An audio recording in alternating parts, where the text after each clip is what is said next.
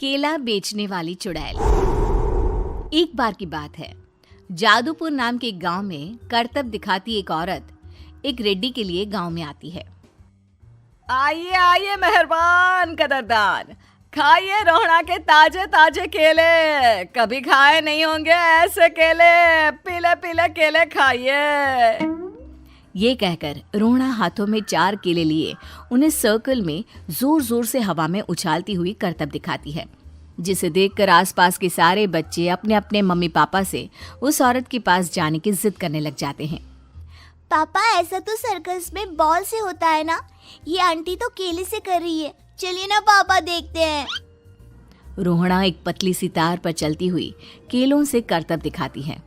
आते जाते सभी लोग बाहर रुककर उसके करतब देखते हैं और वाह वाही करते नहीं थकते।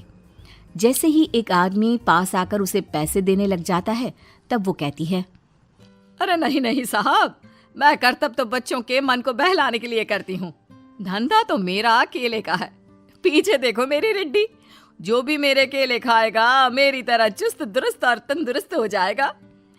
पता चलता है क्या कि मेरी उम्र 55 की है। अरे पर ऐसे ठंड के मौसम में कोई केला क्यों खाएगा? ये ऐसे वैसे केले नहीं है साहब, ये शरीर में गर्मी देते हैं। ठंड को दूर भगाए जो भी रोहिणा के केले खाए। पापा, अगर मुझे केले नहीं मिले तो मैं घर नहीं जाऊंगी। तभी उसके पापा कहते हैं कि बेटा, केले ठंड में कभी गर्मी नहीं देते। ये सब कहने की बातें हैं, सामान बेचने का तरीका है इनका। पर पिंकी नहीं मानती। मैं केले खाऊंगी। पिंकी की जिद के आगे नत्थू हार जाता है और उसे केले खरीद कर दे देता है।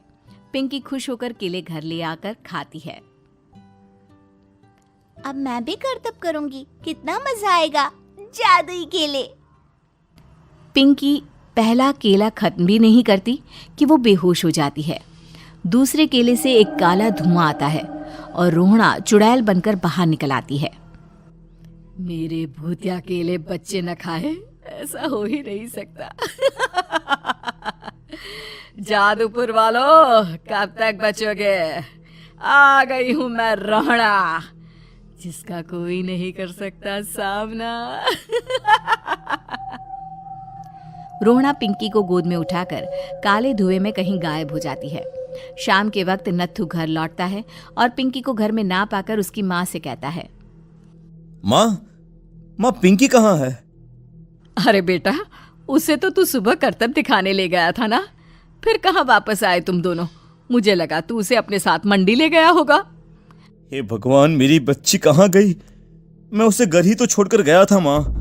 नत्थू गांव के घर कोने में अपनी बेटी को ढूंढता है, पर उसे वो कहीं नहीं मिलती। परेशान होकर आखिर रो रो कर नत्थू हिम्मत हार कर घर लौट आता है। अगली सुबह रोहड़ा फिर से करतब दिखाने आती है और इस बार पिंकी की तरह रोनी केले खरीद लेता है। 50 रुपए दिए थे पापा ने, सारे पैसों की मैंने केले खरीद लिए हैं। अब मैं भी आंटी की तरह ही करतबबाज बन जाऊंगा। यही सोचते हुए रोनी केले खाता है और पहला अकेला केला आधा खत्म भी नहीं करता कि चुड़ैल उसके सामने आ जाती है। मेरे साथ चलने का समय आ गया है रोनी। ये तो बस शुरुआत है। अब इस गांव के सारे बच्चे धीरे धीरे मेरे कब्जे में होंगे, एक बच्चा भी नहीं बचेगा। ये कहकर रोनी को गोद में लेकर काले धुएं में अदृश्य हो जाती है। इसके बाद हर रोज गांव में से कोई ना कोई बच्चा गायब होता, पर ऐसा क्यों हो रहा है किसी को भी समझ में नहीं आ पा रहा था। रोज की तरह अपनी बेटी पिंकी की तलाश में नत्थू गांव के एक तालाब के पास बैठा रो रहा था। कहाँ गई मेरी पिंकी? शकुंतला के जाने के बाद एक वही तो मेरा सहारा थी। अरे उसकी आत्मा कोस रही होगी मुझे कि मैं अपनी बच्ची को संभाल भी नहीं पाया। नत्थू ये कहता हुआ रो ही रहा था कि तभी तालाब में से उसे शकुंतला की आवाज सुनाई देती है। कहाँ थी तुम शकुंतला? हमारी बच्ची और सारे गायब हुए बच्चे रोहड़ा के कब्जे में हैं। वो बच्चों को जो केले देती है उससे बच्चे बेहोश हो जाते हैं और उसके कब्जे में आ जाते हैं और वो उन्हें ले जाकर काली दुनिया में ले जाती है। पर वो ऐसा क्यों कर रही है? ये मैं नहीं जानती, पर उस दुनिया का रास्ता मैं आपको बता सकती हूँ। जहां ये नदी खत्म होती है वहां एक केले का पेड़ है, उसके नीचे एक दरवाजा है, वहीं से रास्ता जाता है उस दुनिया का। ये कहकर शकुंतला की आत्मा गायब हो जाती है। गांव के सभी लोग झुंड बनाकर उसी रास्ते से काली दुनिया में चले जाते हैं और वहां देखते हैं कि सारे बच्चे वहां काम कर रहे थे। पापा मुझे ले चलो यहाँ से।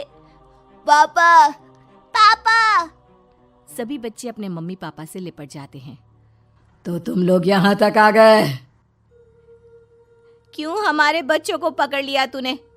तुझे शिकार ही बनाना है तो ले, हम सब आ गए हैं, हमें खा ले। नहीं, मुझे बच्चे चाहिए। मेरे बच्चे के बदले तुम लोगों के बच्चे। क्या मतलब? मैं इसी गांव में रहने वाली एक औरत थी। केले की चोरी के इल्जाम में मेरे बेटे को गांव वालों ने इतना मारा कि वो मर गया। उसी दिन मैंने ठान लिया कि गांव वालों का भी वही हाल करूंगी। कुछ दिन बाद बेटे के चले जाने के दुख में मैं भी मर गई और मेरी भटकती आत्मा एक चुड़ैल बन गई। और फिर मैंने बदला लिया तुम सबके बच्चे छीनकर।